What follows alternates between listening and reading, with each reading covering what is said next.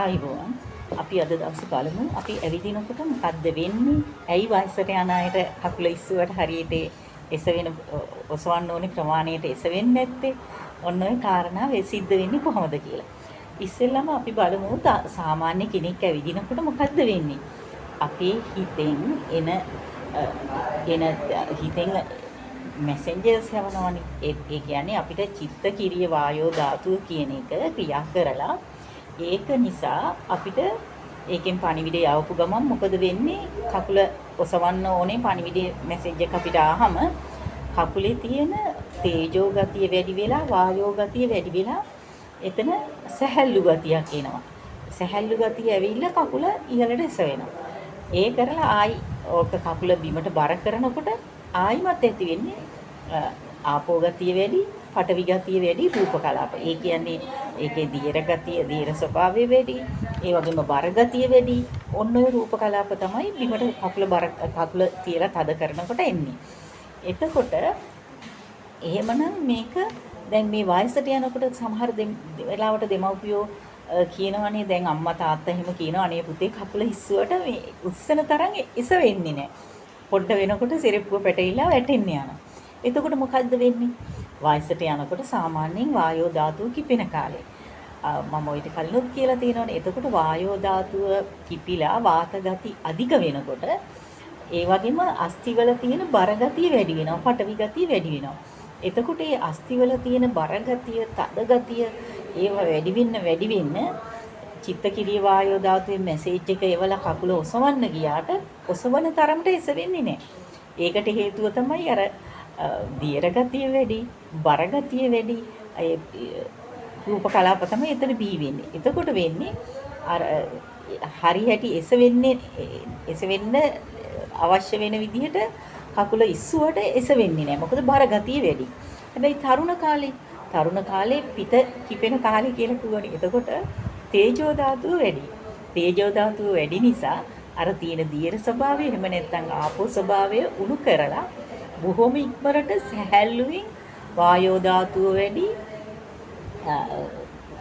තේජෝ ධාතුව වැඩි වායෝ ධාතුව වැඩි රූප කලාප නිපද වෙන්නේ ඕන තරම් කකුල් අතපය උස්සලා නටන්න දුවන්න ඕන හැටි ඇවිදින්න අවශ්‍ය විදිහට යන්න හොඳ සැහැල්ලු රූප කලාප බිහි කරන්න පුළුවන්. එතකොට අපේ රූප කලාප බිහි වෙන ක්‍රම කීපයක් තියෙනවානේ. ආහාරයෙන් බිහි වෙනවා. අපේ කර්මජ රූප කියලා කර්මයෙන් බිහි වෙනවා. එතකොට චිත්තජ රූප කියලා සිතෙන් බිහි වෙනවා. ඔන්න ඔය කියන ඍතු වලින් බිහි වෙනවා. එතකොට ඔය ඍතු වලින් සිතෙන් ඒ කියන්නේ චිත්තජ රූප කලාප, ඍතුජ රූප කලාප, කර්මජ රූප කලාප, ආහාරජ රූප කලාප. ඔය කියන හතර ක්‍රමයටම මේ රූප කලාප බිහි වෙනවා. එතකොට ආහාරයෙන් රූප කලාප බිහි වෙන එකත් වයසට යනකොට අර පටවි ගතිය වැඩි මේ රූප කලාප තමයි බිහි වෙන්නේ. මොකද කැම දිරවන ප්‍රශ්න ඒවත් එක්ක. එහෙමනම් එතකොට මේ රෝගී කකුල් හරියට උස්සලා තියෙන තැනට තියාගන්න බෑ කියනකොටම අපි කරන්න ඕනේ ඒක ඒ දීර්ඝ ගතිය වැඩි, තද ගතිය, බර ගතිය වැඩි, ඒ පටවි අපි කියන්නේ ආපෝ පටවි ගතිය වැඩි රූප කලාප බිහි වෙන එක ඖෂධ යොදලා නවත්තලා දෙන්න ඕනේ. එතකොට කොහොමද කරන්නේ? අපි ඒ හින්දා තමයි ඔය තැවිලි පොට්ටනි දෙන්නේ. එතකොට ඔය අබමුරුංගා, මුල් දේවදාර අන්න ඒ වගේ නොයෙකුත් ඖෂධ එකතු කරලා අපි තැවිලි පොට්ටනි හදලා ඒ වයින් ඒ කකුල් අතපය තවලා අර බර ගතිය වැඩි, දීර්ඝ ගතිය වැඩි රූප කලාප අර දීර්ඝ ගතිය උණු කරලා අර තේජෝ ගතියෙන් එහෙම නැත්නම් තැවිලි පොට්ටනියේ තියෙන රස්නෙන් ඒවා උණු කරලා දාලා අර බර ගතිය වැඩි, ආපෝ ගතිය වැඩි, එහෙම නැත්නම් ගලන ගතිය, දීර්ඝ ගතිය වැඩි, රූප කලාප බිහි වෙන එක අඩු කරලා දානවා.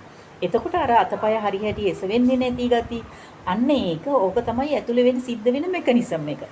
එතකොට ඔය ඒ තැවිලි පොට්ටනි වලින් අපි තවනකොට වෙන්නේ ඔන්න ඔය සංසිද්ධිය.